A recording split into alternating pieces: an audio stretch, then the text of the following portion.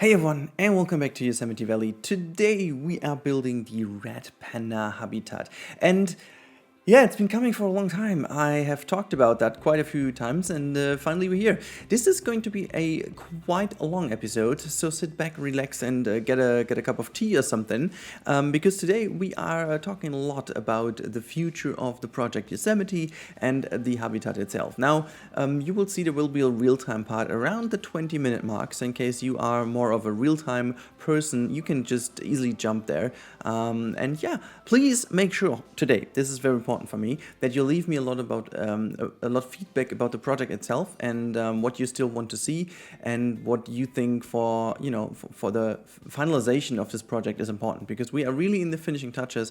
I have a lot of good remarks on my list that you guys have given me in the last couple of episodes, but today I really would love to just get a very active comment section about this stuff, because yeah, we'll have a look in the real-time part, a bit more easy for you to understand what I'm talking about, but it's really important for me to understand what you guys would love to see as well. And then we are really dang close to finishing this project. Yeah, honestly, I've never thought about finishing this, because it was like a huge thing at the very beginning. I kind of felt a few times that I went a little bit overboard, but thanks to the new computer and thanks to all the updates of Planet Zoo, I think it's safe to say that this is a very good project at the very end of the day, how it worked out so far. And even though I still hope in the future that we will get some aviary stuff in the game, I'm really feeling still confident enough to end this beforehand, because I don't think there's enough space and enough reason to continue it. Anyways, let's talk about the red panda habitat today, because that one was a little bit inspired by my recent tour together with Haribo, and also checking out some other zoos and just in general checking out a few things, because I had the feeling that this is very important, that I just do something more with interior and a little bit more focused and a little bit more just paying attention to making a rather realistic habitat here. And that's what I did. I just went in and filled that last little space on our main street section in with a rather interesting habitat. And I'm going to talk a bit more about now why I find this location very suitable.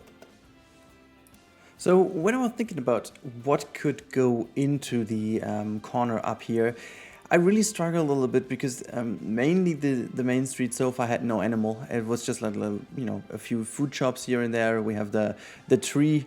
The tree cell area that Aston built. We have the little Christmas market that we did on last year's Christmas, and just a few little things that have to do with food, I guess, and not really that much with the zoo.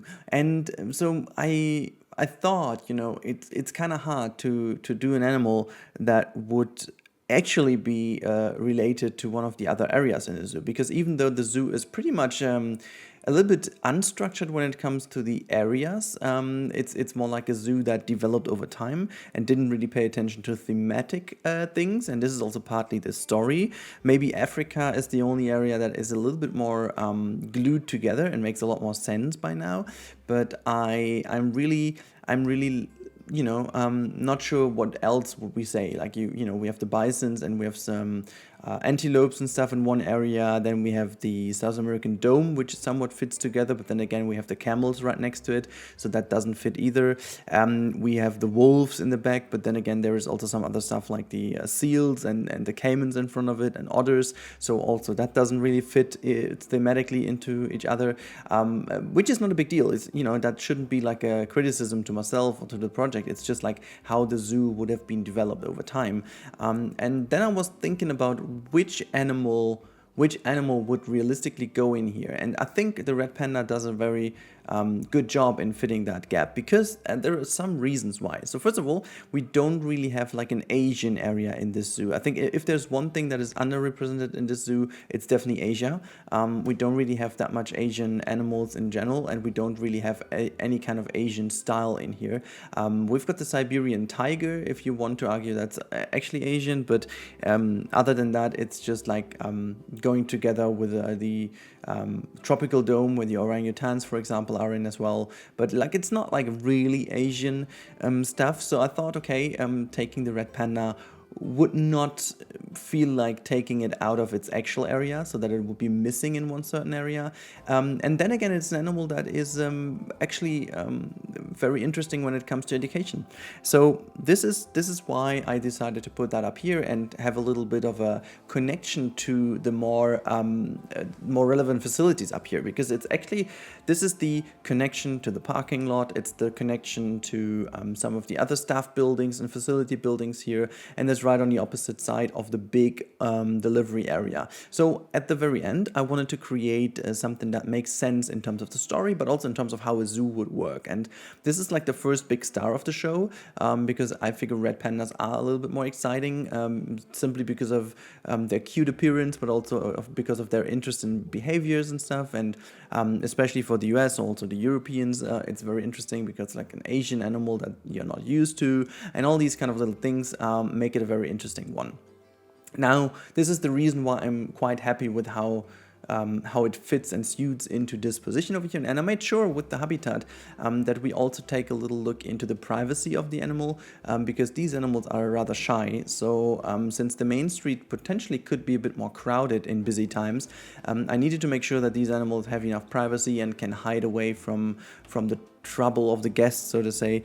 And I'm happy with how that worked out, because I needed to find some solutions for this, and I found it in the design of the habitat, just using some of the rocks that lead down, as you can see over here, down into the actual zoo, making sure that they give them a little bit of a cover. And this is just like a little bit, the habitat is leaning a bit to this natural wall, and I just put in even a few more of these rock lines here just to make sure that this is a kind of a little bit more private. And later on we will also stick in a little fence piece so that they have a little nice area in the background where they can go in. I might do it a little bit more lush actually, because this might not be lush enough, the habitat, but again, we are in a project where we have to stick to local fauna, and we cannot just put a lot of tropical plants in here, because they simply wouldn't grow.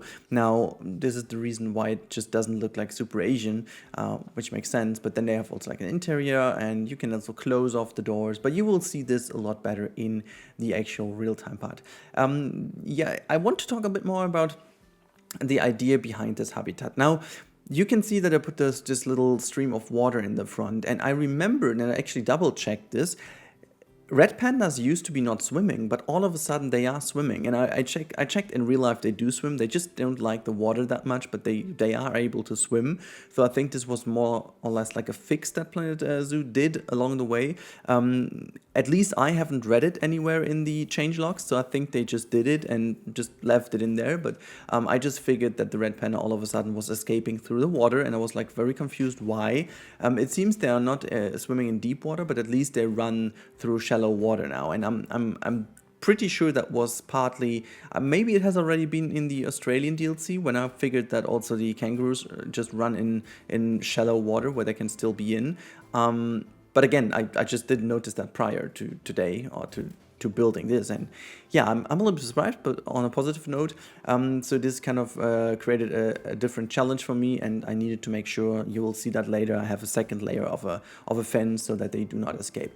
But yeah, I took a lot of inspiration from, as I said, Haribo's build, where he was having a lot of these openings for the otter habitat, where the otters can go into some smaller openings. And I wanted to do this as well, because I figured this is somewhat of a very realistic things how zoos do it. I remember from my last journey to a zoo, my last trip, which has been last summer. We've been to the Wuppertaler Zoo in Germany. God, that's like when you try to say zoo in German and zoo in English and just mix it up, whatever. But they also have a red panda over there, and they also have these entrance gates quite high up on the walls, and they're very tiny, so that the panda can really easily escape through them without being followed by nasty views of people. And then they just have a dedicated staff door. Now, this is one thing I really didn't think about prior to this build, and I don't know why.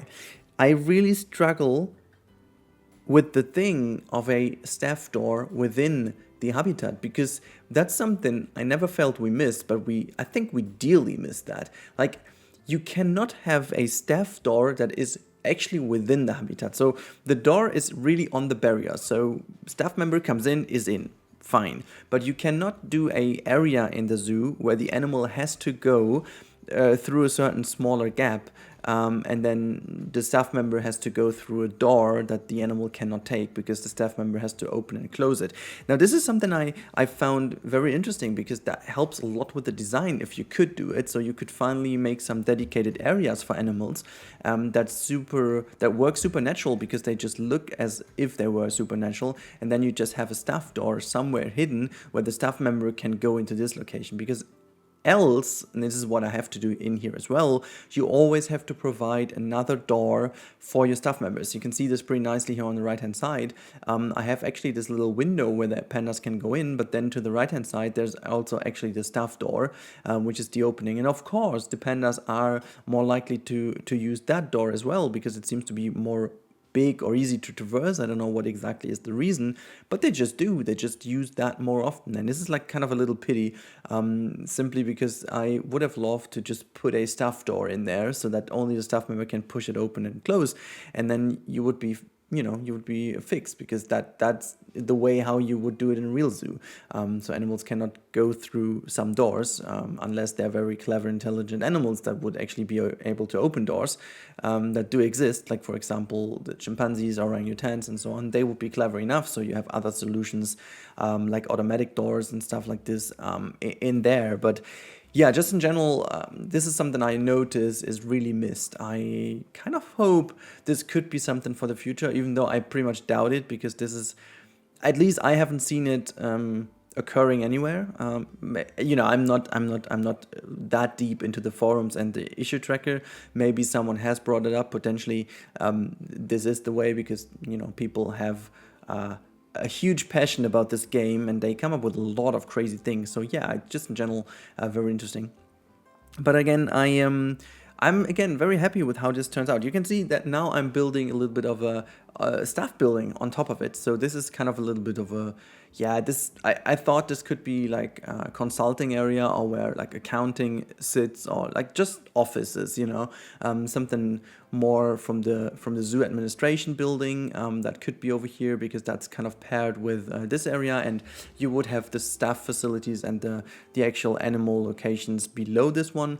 In a few seconds we'll push that a little bit higher because I figured, okay, that might be a bit too tiny. So I measured it with the door piece just to make sure that it is somewhat of a realistic size, and they can access this rooftop over here if needed to just kind of take care for the plants or just clean it or whatever. So yeah, I'm again very much happy and satisfied with how this turned out. I actually cut out a few things, so there is a bit of interesting stuff in the real-time part you will see, simply because I wanted to ensure that this is also just ready to go when we are in the real-time part. And there were just a few little bits here and there I wasn't too happy with, and so I changed them after the recording. And yeah, I guess I will also, I think it's a good idea, maybe you guys have to leave me also a comment about that, but I have the feeling it might make sense to skip a bit more the recording, like recording everything, and just go into a bit of a mixture. So like having the most interesting parts maybe as a time lapse, but then again also some more boring stuff of, I don't know, moving some foliage in or just cleaning up some stuff. I would love to start not record anymore and just like show you in the real-time part, because again, this video today is going to be like around the 25-ish 30-minute mark at the very end. I still don't know yet because I haven't recorded the real-time part, but it's, yeah, as I said, I want to provide you guys with some content that you can enjoy. It shouldn't be too short because you still want to see the process, and I know that a lot of people love the time lapse a lot because they learn a lot from it, they say, and then again, there are a lot of people who just don't like the time lapse as much because they love to see stuff more in real time. So you can't suit everyone in one video. So this is also why I have a franchise mode and why I have tutorials in real time and why I have speed builds. So there's a lot of things that I try to make sure to have something for everyone, and this is also why I want to always experiment with making the content better. And now I think the next step will be just to go a little more easy on the recording side of things, just making sure that you guys see the interesting parts and then show you the most finished product in the real-time part. I won't go into a model that Mike and Mass Bandit, for example, have really mastered, where they just show you the different stages of a build, and this is mainly because I don't work that way. It's weird, I know, but don't get me wrong, I admire what they do because it is so structured and so straightforward, and it makes a lot of sense, and they have a good plan in their minds, and so this format works. For me personally, it's a little bit different. I don't work that way. I have a lot more things going on at the same time, Sometimes I start already with something that I want to have at the very end to see if it works at all, and then it wouldn't work in these kind of steps.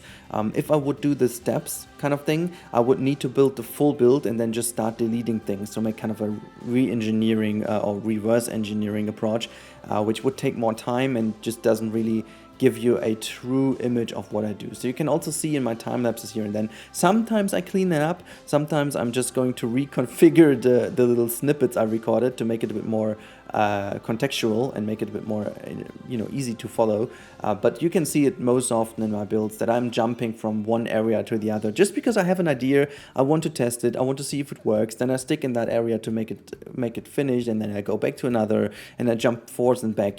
All these kind of things just appear in my mind, and then I need to solve them right now because they are in my mind right now, and if I don't do, I forget about them later. And so making these kind of steps would not lead to anything because my steps are really not logic. They are really not logical. They are just also not chronological, by the way. So it just makes no sense. And I think the perfect solution for me would be to cut out some of the boring stuff, then show you the time lapse, and then show the finished real-time product. So yeah, I guess. And one more thing I wanted to ask you guys before we jump over into the real-time part. I would love to know from you guys how you liked the recent videos, like talking about the last 10 to 20 videos, because I try to really make sure that it's a bit more of a one piece, of one finished piece. It's kind of like I don't want to do these kind of half-baked videos in terms of, not in terms of quality or whatever, I mean in terms of finished product, because sometimes I surely work like a lot of time on one single product, but then I have to cut it in 2 episodes. And now what I did now is I tried to make sure that at least we have something finished for one episode. I really would love to know if you guys like it or not, and let me know in the comments down below. But now I shut up for a few more minutes, and then we'll see each other in the real-time part. Enjoy the last couple minutes.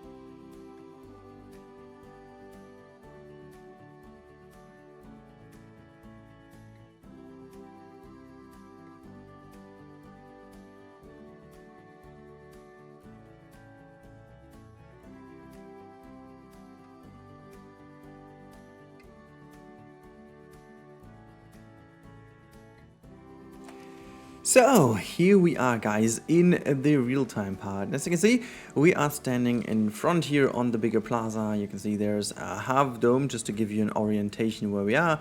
There's our half dome lemur thing down here hidden, and you can see I did a little bit of work here. I actually put a lot of foliage in. This is not like, you know, blank anymore. It just looks like a little bit more interesting now. Just in general, it gives you a bit more of a nice peaks. We have like a whooping willow here, willow tree, and then we have the wonderful red panda habitat here. I don't know if we can catch anyone. I have the pandas in, but as I said, they're like quite shy, so they potentially are in the back of their habitat. So you can see I needed to put in this little glass panel over here, because otherwise they could escape. But the more interesting bit over here is like the interior. Like, let's just go in here, and you can see I did a lot of work in this interior area. We also have like a music panel here.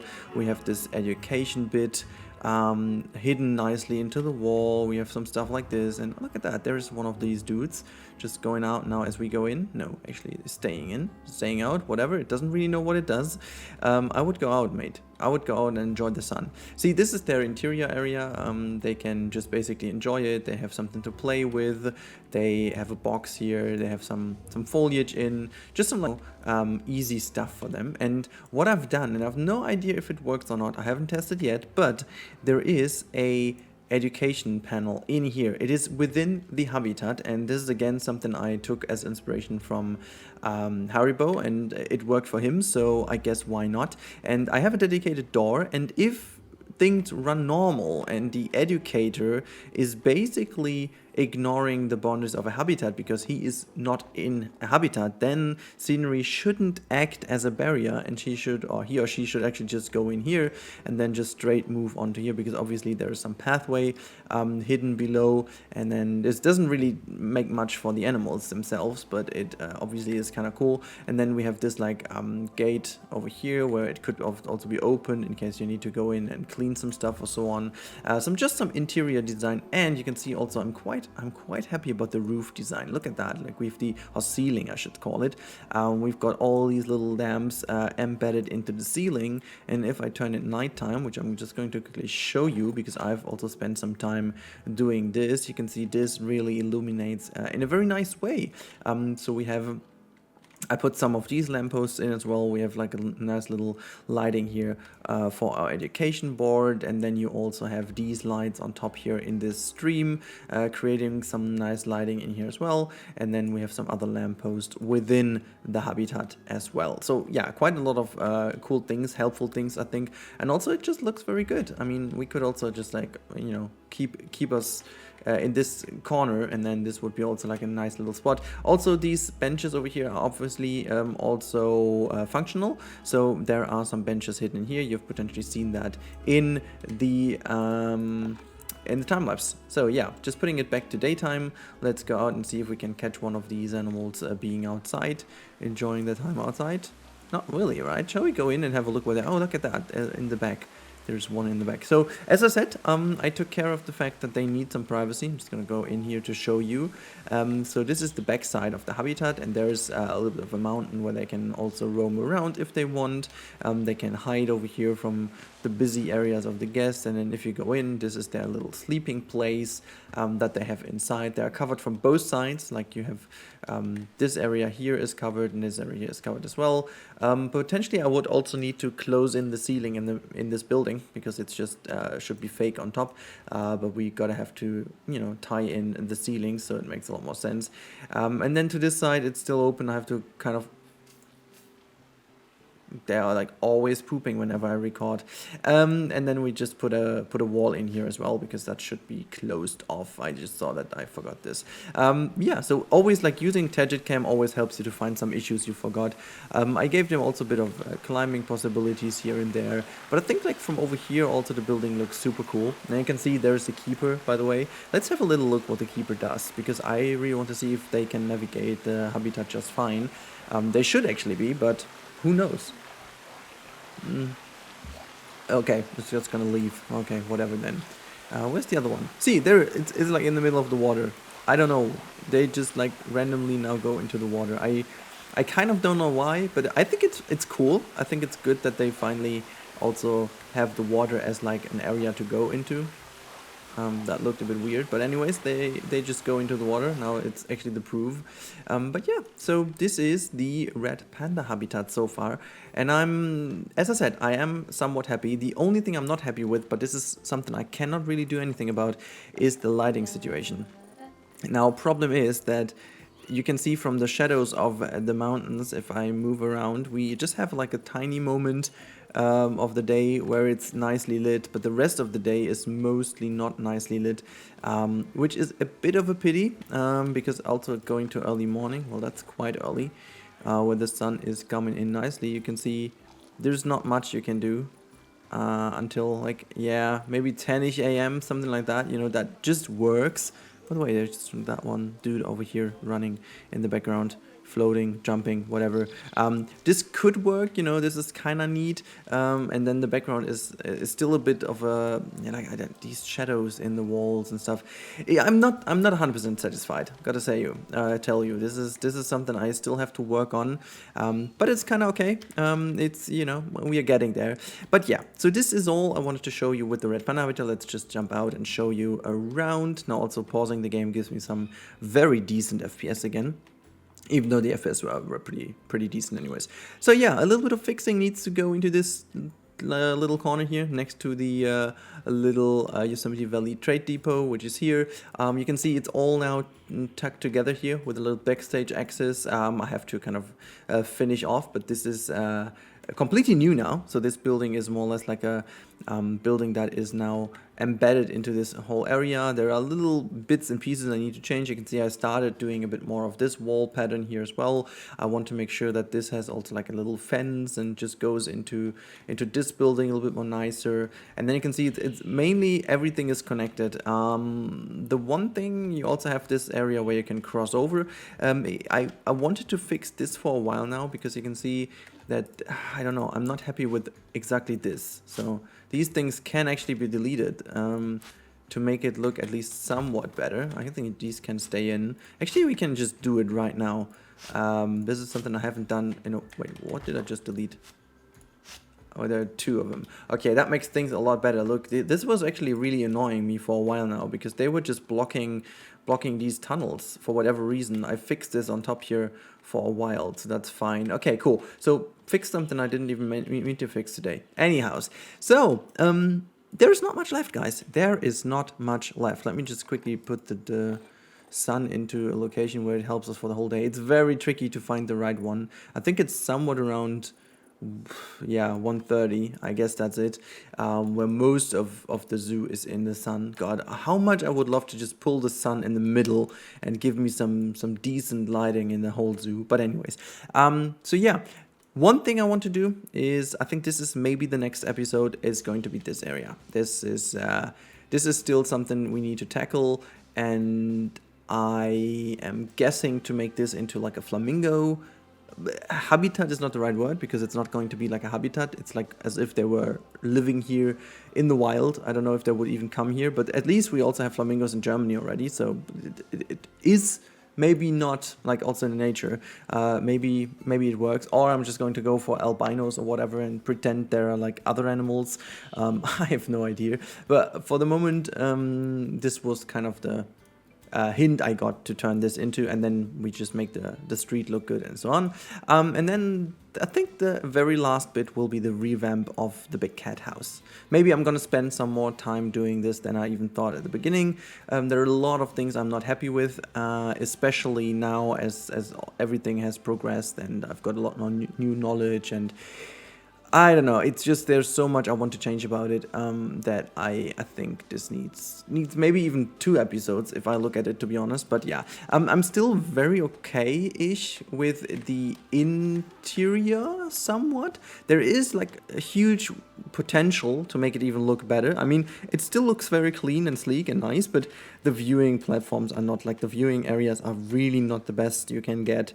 There has to be a lot more emphasis on them, so that you really have an idea that this is like a viewing area over here. They almost look like glued into it, and you can't really tell that there is the viewing. So I'm gonna change this significantly.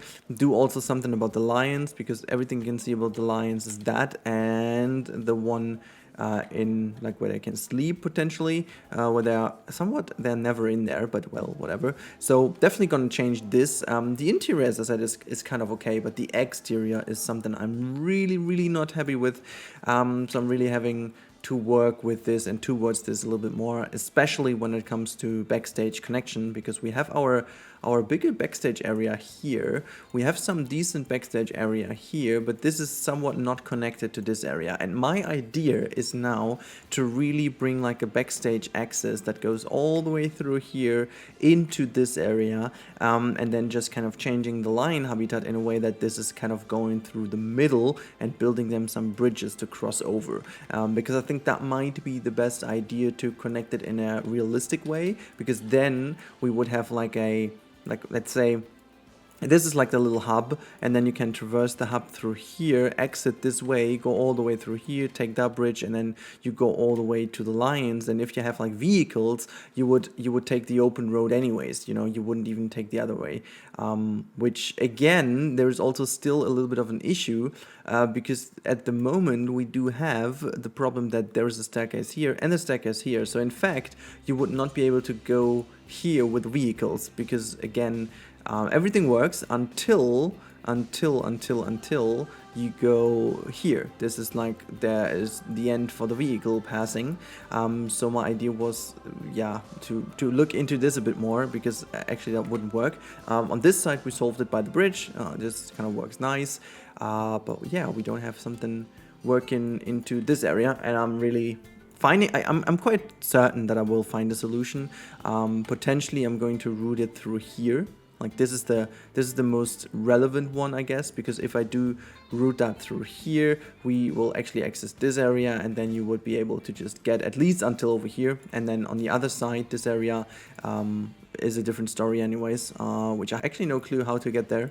We'll figure out that later. But anyways, guys, I really hope you enjoyed today's episode of the red panda habitat. Let's just move back to it so you have a final glimpse. And yeah, let me know in the comments down below what you think of today's habitat. Also, let me know what you think you would love to see next for this project, and if there's anything you would love to change, let me know as well. And now stay safe, everyone. Have a good time, and goodbye.